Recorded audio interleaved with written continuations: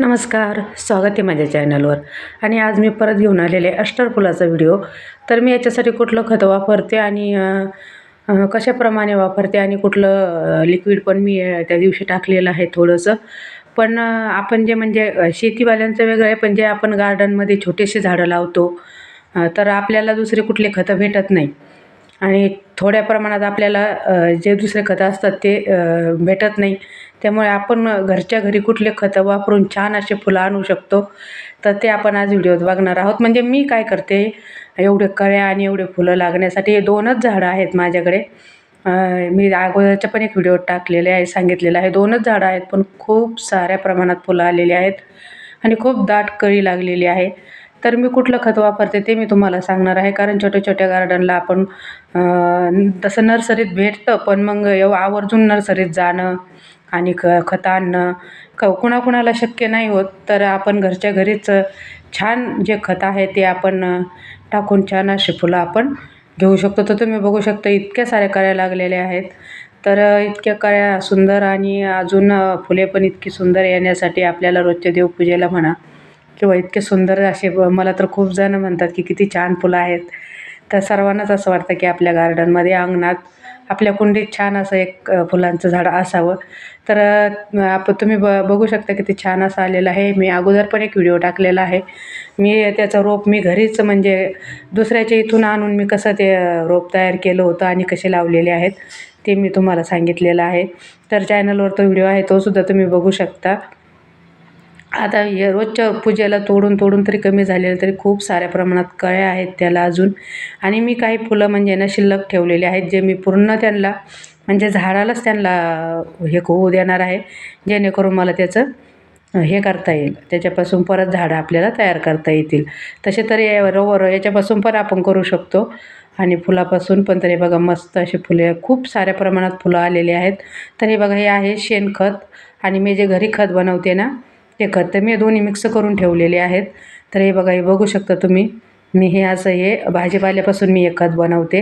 आता हे बकेट हे पहिलं मी करून ठेवलेलं आहे. आता हे बकेट आता हे मस्त झालेलं आहे, तुम्ही बघितलं असेल. आता हे वाळवून आणि मग ते परत चाळून बारीक करून असं शेणखतात घालून मी ठेवत असते. तर याला आता बारीक बारीक खाली कोंब फुटलेले आहेत, त्यामुळे खूप मी आता जपून म्हणजे हे करणार आहे त्याला.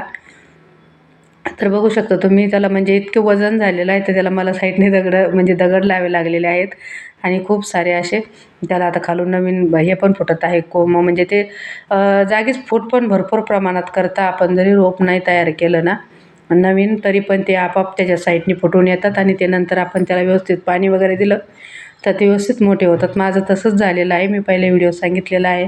तर मी त्याला शेणखत आणि मी जे घरी भाजीपाल्यापासून जे खत बनवते ते खत मी दोन्ही मिक्स करून टाकत असते. माझ्या प्रत्येक झाडाला जास्त प्रमाणात तेच मी वापरते, म्हणजे शेणखतच वापरते. आणि हे जे माझं पण हे थोडं असतं ना, शेणखत आपण किती पण टाकू शकतो, पण हे भाजीपाल्यापासून जे आपण म्हणजे नाही का भाज्या चिरून वगैरे टाकतो किंवा लसूण कांदे सोललेले, हे जे कांदे कापून जे खराब कांदे निघतात ना, आपण आता आमचे घरचे कांदे होते त्यामुळे खराब भरपूर कांदे निघाले होते. तर मी त्या बकेटमध्ये भरपूर प्रमाणात कांदेसुद्धा टाकलेले आहेत आणि त्यापासून मी ते खत बनवून ते वाळून चाळून घेऊन आणि ठेवत असते. आणि मग शेणखतात घालून मी ते खत प्रत्येक झाडाला थोडं थोडं, जास्त नाही, थोडं थोडं टाकत असते. कारण पहिलंच हे ते आम्ही सारून वगैरे घेतो ना, एकदम मोठ्या कळला खेटूनच आहे, तर असं पण त्याला जातच शेणखत. तर हे बघा दगडं लावलेली आहेत त्याला. तर असं पण शेणखत असतंच आणि एकदम जमीन पण एकदम भुसभुशीत आहे कारण शेणखतामुळे. तर काही काहीला नाही शक्य होत शेणखत, ज्यांच्याकडे असेल त्यांच्यासाठी सांगत आहे मी.